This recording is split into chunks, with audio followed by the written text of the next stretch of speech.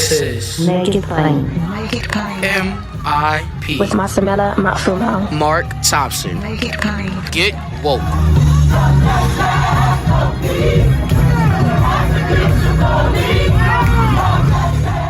Ladies and gentlemen, my guest's writing has appeared in New York Magazine, Vulture, Slate, RBMA, and The Village Voice. He works as a producer on the NPR podcast, White Lies. He's from PA. He teaches writing at Auburn University and with the Alabama Prison Arts and Education Project. His first book came out a year ago. It's released now in paperback, and we do well to talk about it.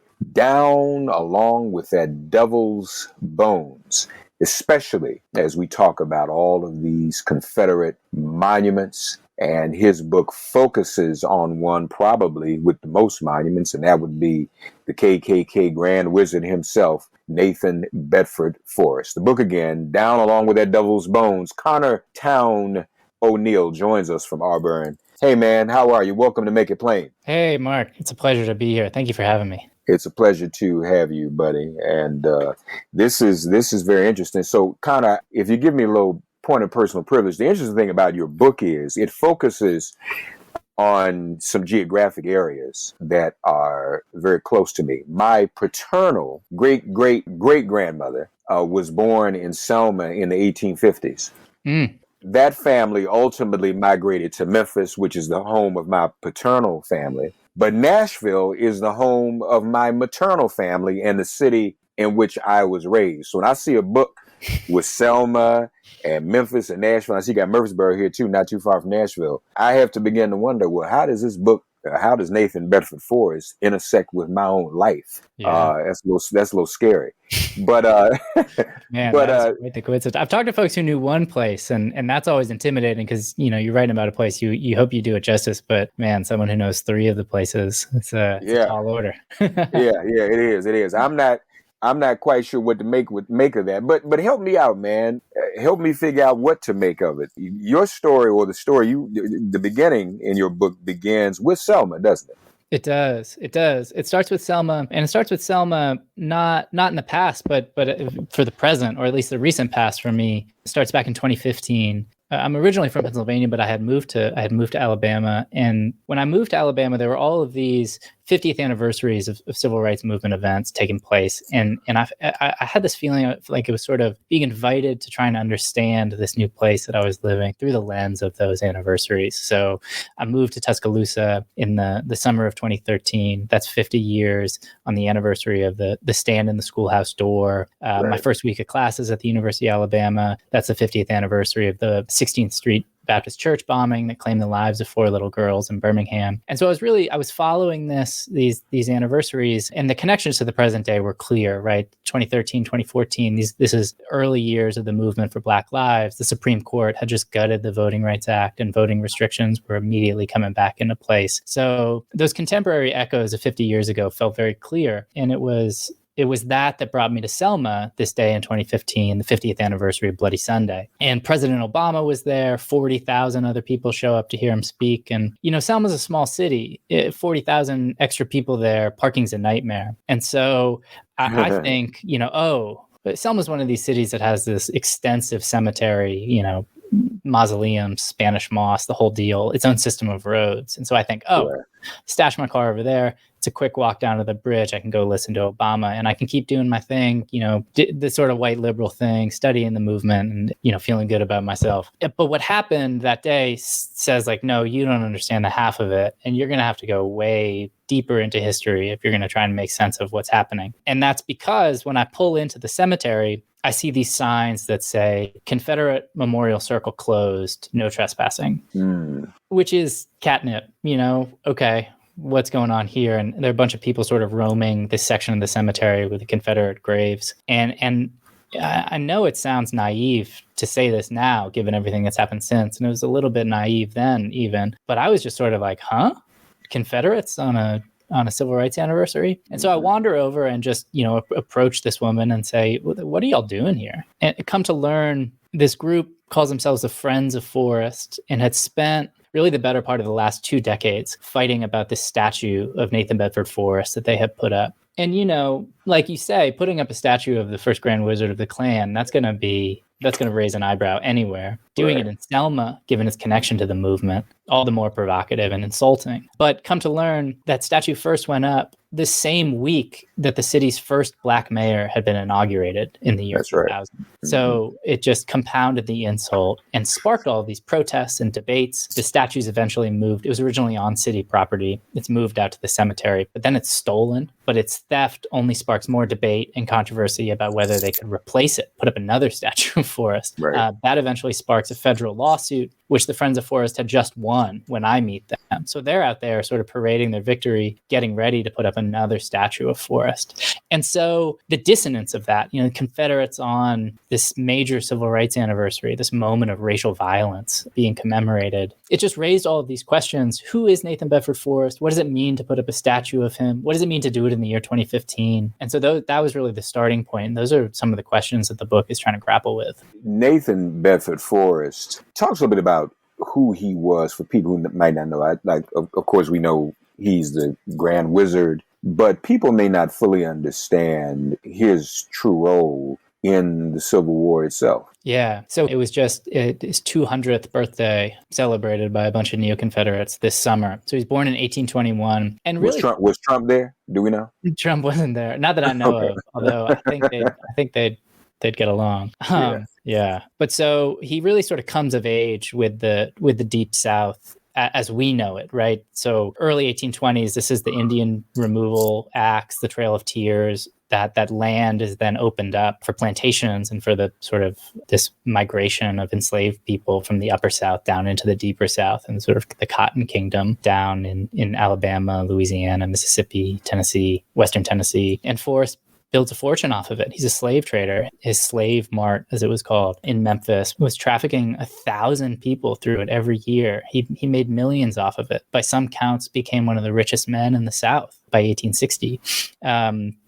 And so the war comes, and the war is being fought over this question of whether the South could continue to enslave and make massive profits from the slave trade. So he enlists. He uses his fortune to equip his own cavalry battalion and quickly distinguishes himself as what his admirers call a sort of military genius. He's the most promoted soldier, North or South. He begins as a private, finishes the war as a lieutenant general. But of course, distinguishing yourself as a military genius for the Confederacy is sort of a questionable accolade, right? And in 1864, he and his men are accused of war crimes for murdering almost 200 black soldiers as they are surrendering at Fort Pillow. In his report from the Battle of Fort Pillow, he says, "Let it be known that black soldiers cannot cope with Southerners." Of course, he doesn't say the word black soldiers. So, again, implicated in these moments of racial violence. After the war, of course, he becomes the first Grand Wizard of the Klan. He also operates a convict leasing plantation outside of Memphis. So really, his whole life is really dictated by his taking part in and massively benefiting from, in a lot of instances, this racial hierarchy and exploitation that he was very much a part of. More MIP after this message. What did you find to be, and I'm aware of the statue controversy.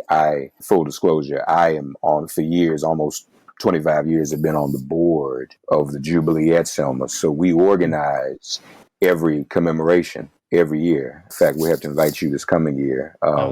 And so we organize at 50th. But I'm curious, when you talk to the people, once you got to that cemetery, what were they saying? What was their affinity with Nathan Bedford Forrest?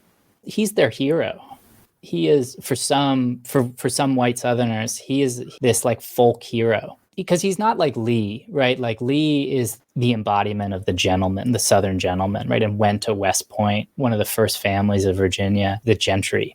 Forrest, he's born pretty poor.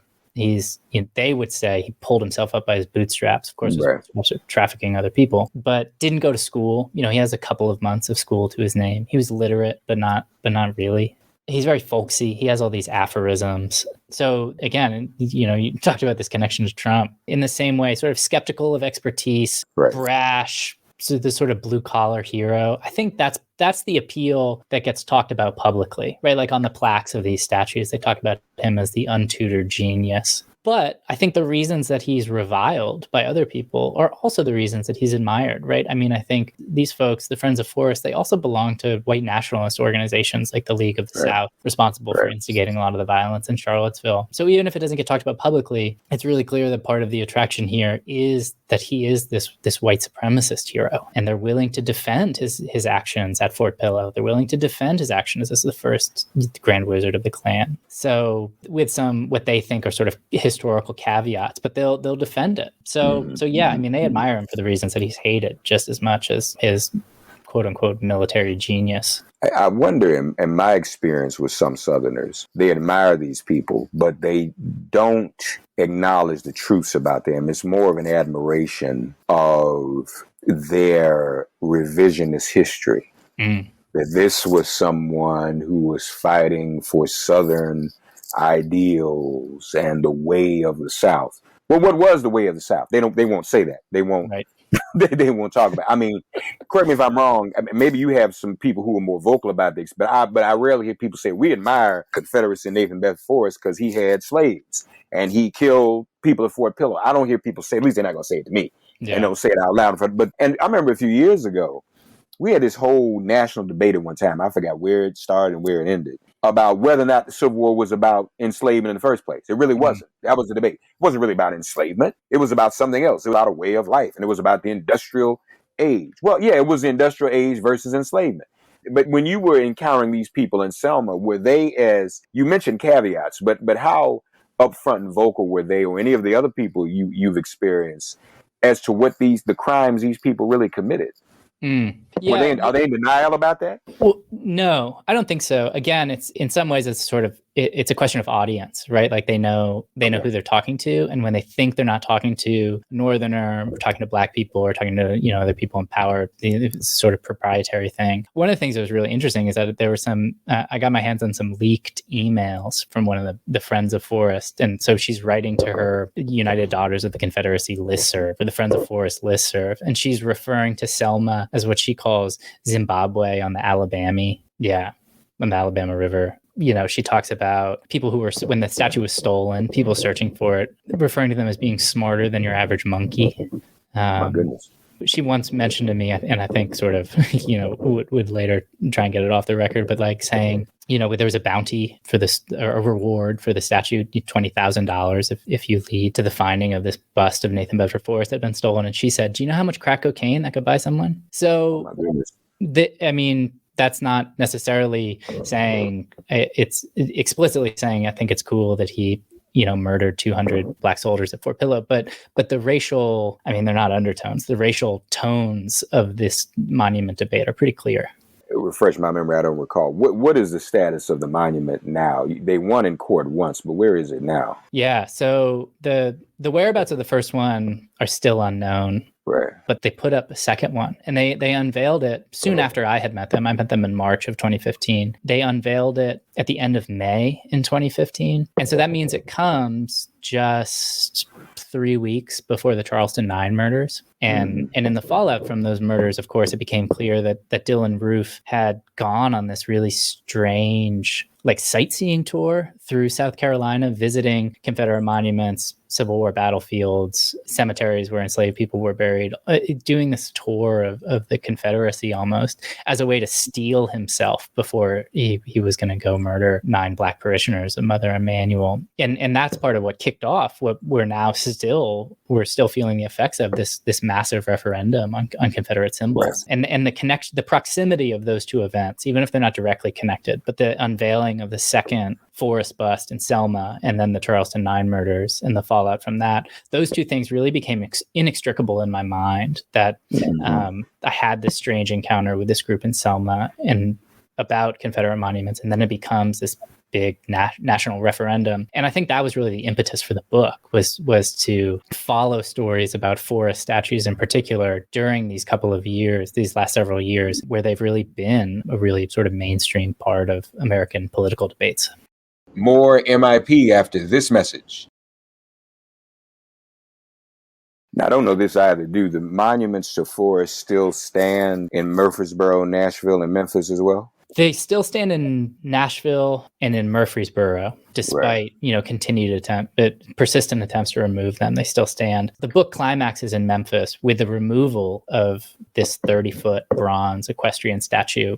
It's really this moving moment where I talked to this county commissioner, a man named Van Turner, who's a Black Memphian, who talks about how he had really sort of masterminded the removal of this statue. And he talked about how, it's a sort of late night removal. The crane comes in, it's bathed in this glow of the blue light of the police cruisers that have closed the street. And he talked about how when the straps of that crane took hold and removed that statue, he really felt like this weight of all the racial violence that Forrest represented was being sort of lifted from the city. He talked about how, he told me, I was talking to him this summer, and he said, Memphis has a lot of ghosts. We'll never get rid of the ghost of Dr. King, but we got rid of one ghost. We got rid of the ghost of Forrest, which is really moving. And it has this metaphorical importance. It's a 30-foot statue, but it also embodies so much other pain and violence in history. And so the removal of it was really powerful.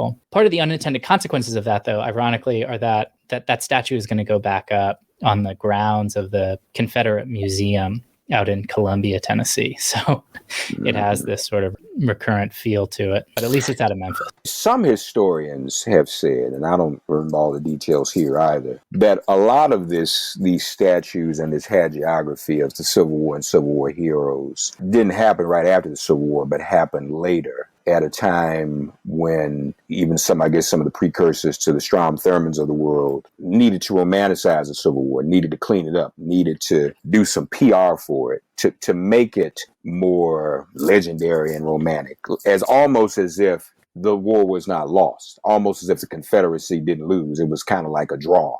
And is that your depiction of the history of these monuments as well? That's how they kind of came to be, and that was part of an effort to change the image of what really happened? I think so. Absolutely. The Southern Poverty Law Center does some really good data journalism on this, showing, they have this graph of showing when these monuments go up. And it's not 1866, it's not 1867, right. It's not in the immediate aftermath of the war. It's the turn of the 20th century when you see the first real spike of a lot of these Confederate monuments going up. And that's, of course, after the collapse of Reconstruction, when ex-Confederates are returning to political power in the South, implementing Jim Crow, and like you say, sort of tidying up the legacy of the Civil War, casting these men as heroes, and enshrining them as heroes publicly. And, it's interesting, there's a great book, Henry Louis Gates' book, Stony the Road, that details all of these depictions of Black Americans at that very same time, just saturating white Americans' consciousness with demeaning and dehumanizing depictions of Black Americans, the sort of Sambo tropes. And at the same, I think these Confederate monuments, you can think of them in one way as sort of the other side of that coin, demeaning and dehumanizing depictions of Black people and heroic depictions of the Confederates. And so it cleared, to your point, it really gives lie to this as them simply being about history. They're about honor. They're about remembering these people. They're about enshrining them as heroes, keeping them in our present because they're in our courthouse squares. You describe something as a cold Civil War, don't you? Is that subside with all the monuments? We've seen a lot of them come down. Is one side winning the cold Civil War? Is it subsiding at all? What do you think? Man, that's a good question. I mean, it is certainly gratifying to see, I think it's, over 100 have come down just in the summer of 2020, which is amazing. And I think a sign of this broader referendum that Americans are having with their history. More and more people are willing to connect something like a Confederate monument to the broader, structural issues and that they represent, the hoarding of wealth, of opportunities, of good choices, of health, to enshrine this racial hierarchy. But it's complicated. When I talk about the cold Civil War, I guess I'm trying to make a distinction to show that the Union had a military victory, but whether or not they had an ideological victory is much more difficult. Because, of course, the Union victory did lead to emancipation, and by no means mean to understate the importance of that. But, of course, the South, and really America more generally, was justifying the slave system on this idea that the men and women that they were enslaving were inherently inferior by virtue of their race, which is an idea that was invented, right? There's no biological basis for it. So that racial hierarchy that slavery was a part of, and this lie that that Americans were telling about white supremacy is by no means vanquished at Appomattox. It just takes different forms. It's not a military fight anymore. And so that's why I call it a cold civil war, right? It's no longer battlefields, it's schoolhouses, it's lawyers in the courtroom, it's real estate agents and banks issuing mortgages to some people and not to others. It's who police defend and who they see as criminals. So that's thornier, right? Who's winning that? It's tough to say. I mean, there's certainly been good movement, decades, really centuries of work to get more white Americans to be honest about how this country works and who it's meant to benefit and who pays the price for that. And I think you can read the removal of more of these Confederate monuments as a step in the right direction. And yet we still have something like a 10-to-1 racial wealth gap in this country. So there's a lot of work left to do for sure. How do your students the war still being fought? How do your students at Auburn react to this book and to this conversation? The state of Alabama is about 20% Black. Auburn is less than 4% Black. There's just an op-ed in the paper from a student detailing how segregated like the Greek system here still is. There was last summer this really moving and powerful social media campaign of people detailing what it's like to be Black at Auburn and the dehumanizing effects that has. What I've noticed with my students who are, given those numbers, overwhelmingly white is that a lot of times this is something that a lot of them are just not thinking about. That they're still sort of, Ta-Nehisi Coates calls it the dream. They're still in this dream that like racism doesn't affect them. That like maybe race is a problem for Black people and that's hard, but brave people like Martin Luther King marched and didn't they solve it? Like what's the issue here? And I think a lot of how Auburn operates is meant to have them unquestion that and not to think about it. That it's just sort of a playground for them to keep dreaming their dream around other folks who are dreaming too. So part of what I see as my job is just to try and wake them up a little bit, ask them, questions that they've taken for granted. But there's resistance to it for sure. These are difficult questions. Your book, though, is it your intention that somehow your book still reaches some of those people? I hope so. Yeah. I hope so. I think in some ways I wrote this book. Generally, I think, I try to take up the mandate of like white people talking to other white people about race, which is something that we just don't do. And so we keep dreaming. But in a more specific way, I was writing this book to an earlier version of me who hadn't thought about these questions, who had just taken it for granted, who had just, sort of absorbed the received wisdom that like, this isn't about me. That race is not race isn't a thing for white people. We just are, it's a given. It's the default or the norm. And that I really did. This book, I know I sound naive when I say this because I was incredibly naive as a younger person and very recently, probably still am in a lot of ways. But writing it to an earlier version of me to say like, hey, you're swimming in this stuff. So much of these questions of racial prerogative and racial violence have maybe in unseen ways, maybe in more subtle ways, but no less insidious ways have shaped my life too. The neighborhood where my folks were able to buy a house, right? The school, the public school that I went to, that was,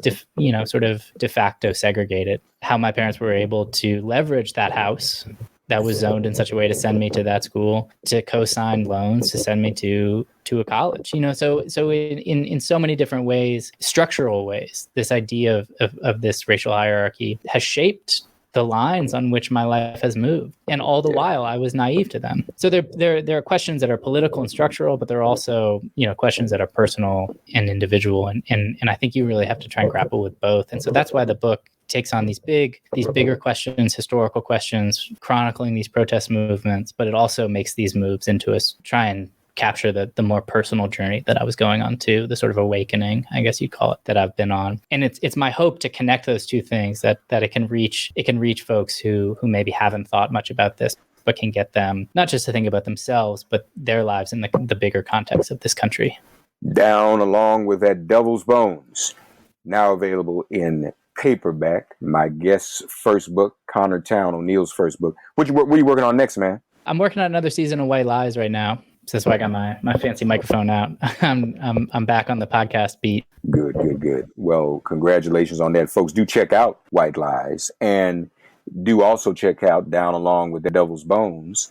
It's available on paperback. Tell everyone about it. And maybe there's some people you all know. I think we all know someone who can benefit from this, who might think this is not relevant. I never had to be told that the Confederate flag and those things were wrong. It was just something that I knew about them, that they were wrong. However, and I'll share with you, my audience has heard me tell this story before. My cousin was the University of Tennessee's first African-American homecoming queen in the mid-'80s. Wow. And I went to the game, and, as you know, Knoxville has its own history and its own cold civil war that's ongoing. Notorious. Knoxville's racism, the further east you tend to go in the state, the racism gets worse in Tennessee. That was our experience in my era. I grew up in the 70s and 80s. Memphis was predominantly black. Nashville was a little bit better, 3 black colleges. Knoxville, though, you weren't in Knoxville after sundown. And so I was worried about my cousin, man, because she was going to be riding around 90,000 seat Neyland Stadium in an open car and be the first African-American. So I was a nervous wreck. So I decided I was going to be her security detail all by myself. And I was going to police the whole 90,000. I was about 15 years old. I was going to police all of Neyland Stadium and make sure nothing happened to her. But fortunately, nothing did, and it was all fine. But they played Ole Miss, Connor. And Ole Miss had a predominantly black football team. They still were flying the Confederate flag as their battle flag, the football team, singing "I Wish I Was in Dixie." And the fans wore the gray Confederate hats from the Civil War, including the black parents of those football players. Wow. And that served as a traumatic distraction for me from even my cousin's safety. Once I realized there wasn't a whole lot I could do with 90,000 people by myself, I was like, wow. What? These are adults. I'm not an adult yet, but I'm 15. And I'm like, why do I at 15 understand how inappropriate that is? And these grown adults don't. But I guess, then I just kind of said, well, these are their kids. They're playing for Ole Miss. They probably feel like they don't have a choice. Because those kids didn't have what you described as some of the advantages you had coming up the way you came up. Black kid had to get a football scholarship to go to school like Ole Miss. That's the only place. So I have to, now, if my son, I wouldn't have been out there wearing no Confederate battle gear if my son won that football field. But these parents felt compelled to do that either because they felt they had to, or that they too were unaware of the meaning of it. Then on the other hand, everybody used to watch Dukes of Hazzard on TV and not think anything about it. Yeah. It was like nobody, I would cringe when the back of that card had the Confederate lights. I would cringe. But everybody else like, oh, it's just a TV show, no big thing. So we've come clearly a long way with a long way to go. And I think your book helps us, man. I hope it continues to help us. I hope so too. It is amazing how sports can point up so many of these issues. I think that's true. That's been true more recently with the NFL. But in these moments that we don't think are political, really are. I mean, of course they are, but like we sort of we want to think or delude ourselves into thinking that they're not political. But even them, they stage all of these issues just the same way. One of the folks that I talked to in my book had this sort of radicalizing moment at a football game. He was in one of the first integrated classes at Middle Tennessee State, just in Murfreesboro, just south of Nashville, and they had a student. General Forrest was their mascot, and a student would dress up on horseback, riding the sidelines, Confederate flags in the stands, the band playing Dixie, and he sort of took it on as his sort of personal mission to be like, no, you need to know what this means, what this represents, and how you are holding us back. Like, we can be so much better than this. If you can really own up to what that really means, then maybe we can get past it. But as your story illustrates, and as so many other present day ones do, it's something we're still struggling with. We don't want to give that up. Partly because it's about prerogative, right? It's white folks' prerogative, saying, "Oh no, look, like I'm just doing my thing. This isn't. I want to have my history. I want to have my football games. I want to do it the way I want to do it, and no one is going to tell me otherwise." It's just this privilege and prerogative that I get over. Connor Towne O'Neill's Down Along with That Devil's Bones, folks, available everywhere in paperback. Be sure to check it out. Let's continue to enlighten ourselves and to enlighten others. We must have these conversations. Check out also White Lies, the podcast. Connor, great to talk to you, man. Really enjoyed it. Thank you, Mark. Thank you. Thanks for getting woke and listening to Make It Plain. Please remember to listen, like, and wherever you get your podcasts, please give the show a 5-star rating. And please do spread the word. Let's all continue to pray for each other during this pandemic and this police-demic. If all hearts and minds are clear, it has been made plain.